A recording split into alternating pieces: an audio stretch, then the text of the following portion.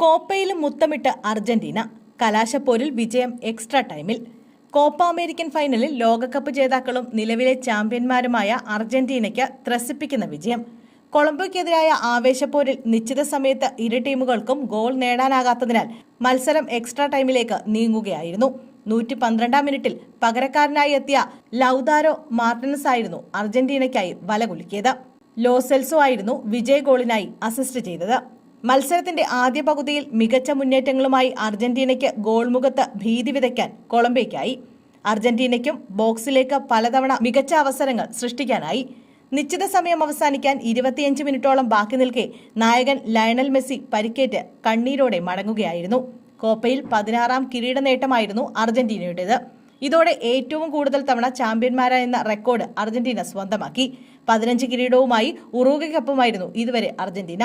5 ഗോളുകളുമായി Lautaro Martinez golden ബൂട്ടിന് അർഹനായപ്പോൾ ടൂർണമെന്റിന്റെ താരമായി Colombian നായകൻ James റോഡ്രിഗസും മികച്ച ഗോൾ കീപ്പറായി അർജന്റീനയുടെ എമിലിയാനോ മാർട്ടസും തെരഞ്ഞെടുക്കപ്പെട്ടു.